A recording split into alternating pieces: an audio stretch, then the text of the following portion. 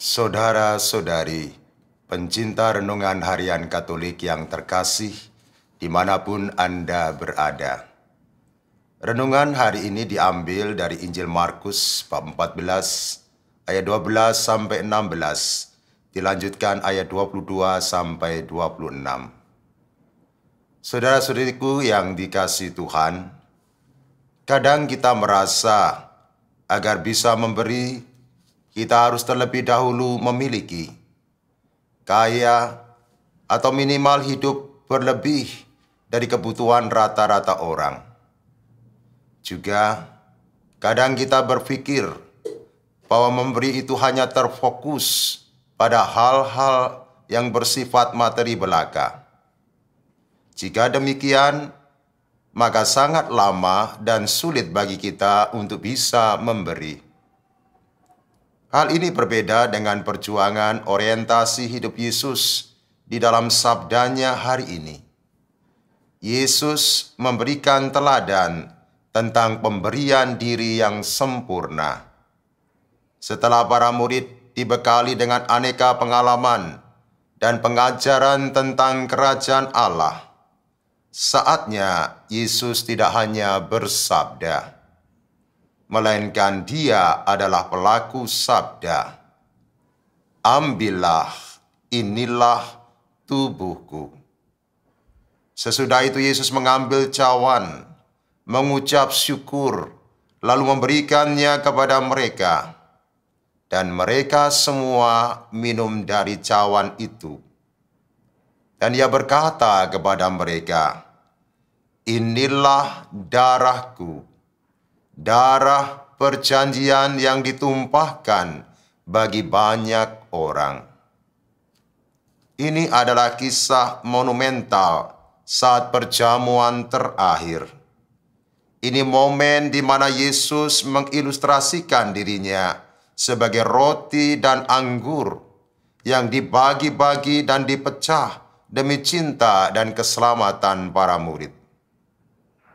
Kisah ini kemudian dikenangkan dan dihadirkan kembali pada saat perayaan Ekaristi dalam doa syukur agung.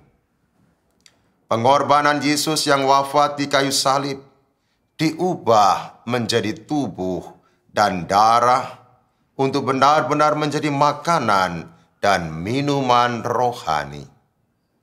Dan setiap orang yang mengimani beroleh hidup dalam Kristus dan diselamatkan.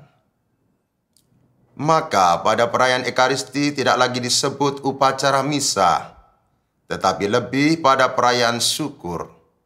Karena kita yang rapuh dan penuh dosa dilayakkan untuk ikut serta dalam doa syukur agung. Dan pada saat komuni, diri kita dilebur dan menyatu dengan tubuh dan darah Kristus. Saudara-saudariku yang terkasih di dalam Kristus, hingga saat itu diri kita juga diubah menjadi manusia Ekaristi. Karena tubuh Kristus telah menyatu raga dengan diri kita, maka perayaan Ekaristi semestinya menjadi perayaan yang agung, sakral, penuh cinta dan syukur. Karena tubuh Kristus telah menyatu raga dengan diri kita, maka perayaan Ekaristi semestinya menjadi perayaan agung, sakral, penuh cinta dan syukur. Karena tubuh dan diri kita yang rapuh dan penuh dosa disaturagakan dengan pengorbanan Kristus menjadi tubuh dan darah untuk kita makan dan kita minum sebagai santapan berkualitas bagi jiwa kita. Saudara-saudariku yang terkasih di dalam Kristus, setelah perayaan Ekaristi, kita diutus meneruskan makna pemberian diri dengan menjadi manusia Ekaristi yang siap berbagi. Artinya, setelah tubuh Kristus masuk di dalam tubuh kita, maka diri kita sebenarnya juga menjadi tabernakel, yaitu tempat tubuh Kristus bersemayam dan disimpan. Tubuh Kristus itu harus dihormati oleh diri kita sendiri melalui sikap, tutur kata, dan perilaku yang mencerminkan gaya hidup Yesus yang telah menyatu raga dengan kita.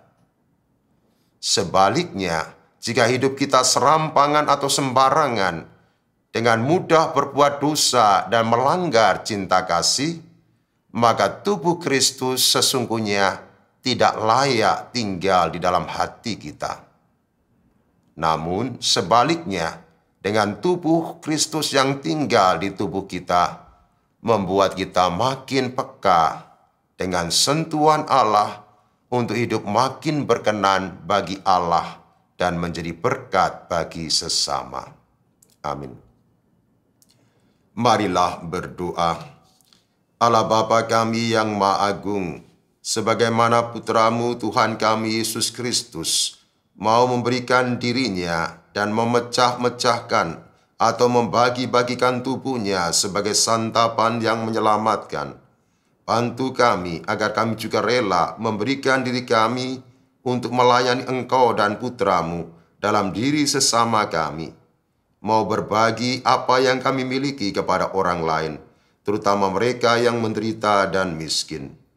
Hanya dengan demikian, hidup kami mampu menjadi berkat bagi sesama.